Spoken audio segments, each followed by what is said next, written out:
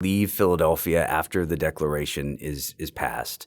Not immediately, but shortly thereafter. And Adams goes back to Massachusetts, and he helps to write the Constitution. Jefferson goes back to Virginia. He helps the Massachusetts Constitution. Right, that's right. Yeah, which in fact our Constitution, is in some ways modeled. But Jefferson goes back to Virginia. He reforms the laws of Virginia. I mean, this is an amazing moment of creativity. I mean, this is an opportunity for people in all of the 13 state capitals to make things right. To throw off the yoke of British government under which they had been forced to labor, and to republicanize, with a small r, to republicanize their laws and their constitutions. Jefferson is going to serve as the wartime governor of Virginia. For 2 years, including when Virginia is invaded by the British, Jefferson will be the governor.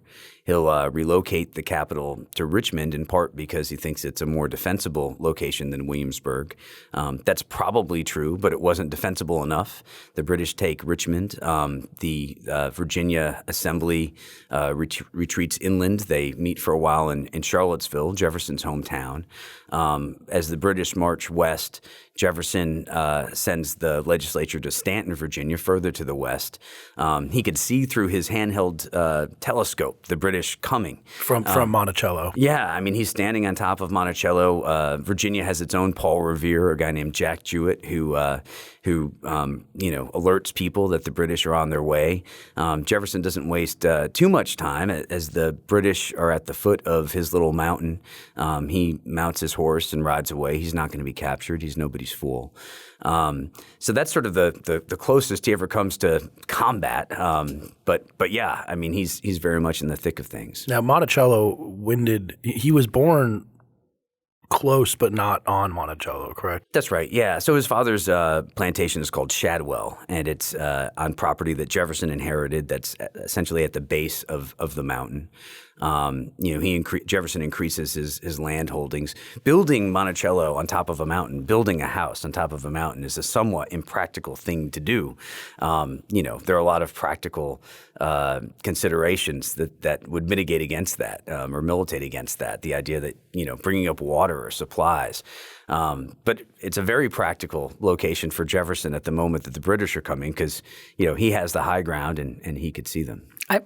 On Monticello, how did he get involved in – so he was the architect of it. Yes. And so I just earlier this year visited Monticello for the first time and had shortly before that been to Mount Vernon with my daughter on a field trip. And it's striking how different the two homes are and how much Jefferson's home feels – modern and it feels much more like the kind of place you'd want to live than Washington's home.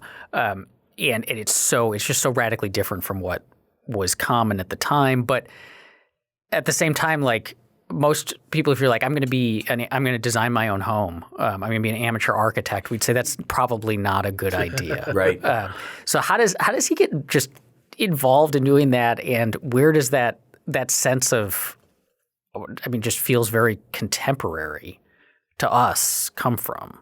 So, yeah, Jefferson described Monticello as his essay in architecture.